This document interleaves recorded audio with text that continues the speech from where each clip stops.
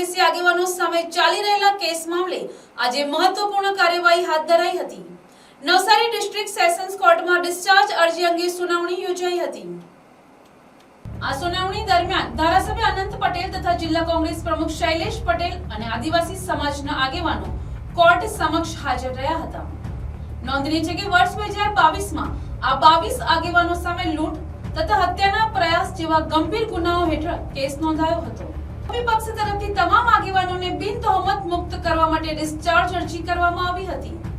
આજે થયેલી સુનાવણીમાં સરકાર પક્ષના સ્પેશિયલ પબ્લિક પ્રોસિક્યુટર નયન સુખડવાલાએ કોર્ટમાં દલીલો રજૂ કરી હતી અને આરોપીઓ વિરુદ્ધ લેખિત તથા દસ્તાવેજી પુરાવા પણ રજૂ કરાયા હતા। કોંગ્રેસના ધારાસભ્ય અનંત પટેલ તેમજ કોંગ્રેસના બીજા હોદ્દેદાર ઝરણાબેન વગેરે એની વિરુદ્ધ 2022ની સાલમાં ખેરગામ પોલીસ સ્ટેશન ખાતે એક ગુનો નોંધાયેલો હતો। એક ગુનો હતો એ દુકાન વગેરે સળગાવવાનો, તોફાન કરવાનો। બીજો એક ગુનો નોંધાયો હતો એ ફાયર બ્રિગેડ એને આગ લગાડવાનો, અને ત્રીજો ગુનો પોલીસ ઉપર હુમલો કરવાનો વગેરે। આ 3 ગુનાઓ નોંધાયેલા હતા। એ 3 ગુના પૈકી 2 ગુનાની ઇન્સાફી કાર્યવાહી નવસારીના એડિશનલ સેશન જજ શ્રી ઠક્કર સાહેબની કોર્ટમાં શરૂ થઈ છે। આરોપી તરફે ડિસ્ચાર્જ અરજી ગઈ મુદતે આપવામાં આવેલી હતી। ગઈ મુદતે એનું હિયરિંગ પણ થયેલું હતું। આરોપીના વકીલશ્રીએ પોતાની વધુ રજૂઆત કરવાને માટે આજે સમય માંગ્યો। એની સામે સરકાર તરફે અમે વાંધો રજૂ કરી અને કહ્યું કે સાહેબ, જ્યારે એ લોકોએ ડિસ્ચાર્જ એપ્લિકેશન આપી છે, બધા ડોક્યુમેન્ટ એમણે વાંચ્યા છે, તો પછી સમય એ લોકોને શું જરૂર છે? આ ફક્ત ટાઈમ કિલ કરવાને માટે આવી અરજી આપી હોય એવું દેખાય છે। એ પ્રકારની રજૂઆત કરી। તદુપરાંત ફરિયાદ પક્ષ તરફે જે દસ્તાવેજી પુરાવાનું લિસ્ટ છે, તમામ દસ્તાવેજી પુરાવો જેવા કે ફરિયાદ, પંચનામું વગેરે, કે જેમાં આરોપી અનંત પટેલ અને બધાની સીધી સંડોવણી દેખાય છે, તેવા બધા પુરાવા, લેખિત પુરાવા નામદાર કોર્ટ સમક્ષ આજે રજૂ કરવામાં આવ્યા। હવે આ કેસમાં જે ડિસ્ચાર્જ અરજી આરોપી તરફે આપવામાં આવેલી હતી તેની આખરી સુનાવણી 30મી તારીખે છે। આ કેસમાં સાથે સાથે એક પુરવણી ચાર્જશીટ પણ દાખલ થયેલું હતું।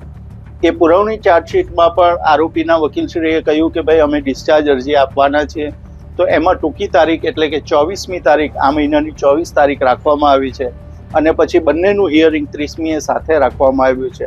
પણ સરકાર તરફે આરોપી અનંત પટેલ, જે કોંગ્રેસના ધારાસભ્ય છે, તે અને કોંગ્રેસના બીજા હોદ્દેદારો કે જેઓનો ગુનામાં સીધી સંડોવણી જણાતો પ્રાથમિક પુરાવો જે દસ્તાવેજી પુરાવાના સ્વરૂપમાં છે, જેવા કે ફરિયાદ, પંચનામા વગેરે, એ તમામ પુરાવા આજે કોર્ટમાં લેખિત પુરાવા અમે રજૂ કર્યા છે। આ કેસના જે તમામે તમામ આરોપીઓ આજે હાજર હતા, એમાં 2 આરોપી ગેરહાજર હતા। એની વોરંટ કાઢવાને માટે મેં કોર્ટમાં અરજી આપવાની તૈયારી બતાવી। તે જ તબક્કે બાકીના જે ગેરહાજર આરોપી હતા તે પણ હાજર થયા। જો એ નહીં આવતે તો સરકાર તરફે એ લોકો વિરુદ્ધ પણ વોરંટની અરજી આપનાર હતા। કોર્ટ દ્વારા મામલે વધુ સુનાવણી માટે તારીખ મૂકવામાં આવી છે। હવે આવનાર 30મી એપ્રિલે ડિસ્ચાર્જ અરજી અંગે અંતિમ સુનાવણી હાથ ધરાશે। એડવોકેટ પરેશકુમાર વાટવીચા આજે વાંસદા વિધાનસભાના ધારાસભ્ય અનંતભાઈ પટેલ વિરુદ્ધના 2 કેસો નામદાર 3rd એડિશનલ સેશન્સ કોર્ટની અંદર નવસારી ખાતે મુદત હતી। તેની સાથે સાથે ડૉક્ટર નીરવ પટેલના કેસની સપ્લિમેન્ટરી ચાર્જશીટ પણ થઈને કમિટ થઈને આજે જ નામદાર સેશન્સ કોર્ટમાં આવેલ છે, તેનો પણ કેસ હતો। અનંતભાઈ અને તેના સાથી આરોપીઓના ડિસ્ચાર્જ અરજી નામદાર કોર્ટમાં અગાઉ રાખેલી હતી। સરકાર શ્રી તરફથી ડિસ્ચાર્જ અરજીની સુનાવણી થઈ ગયેલ છે।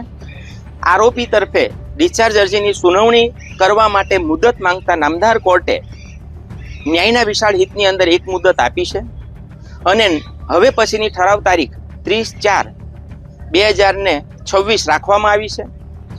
નીરવભાઈના કેસની અંદર ડિસ્ચાર્જ અરજી રાખવાની હોય, જેથી તારીખ 24/4/2026 રાખવામાં આવી છે। આ સિવાય અન્ય કોઈ પ્રોસિડિંગ નામદાર કોર્ટમાં થયેલ નથી। Bureau report, NTC news, Navsari.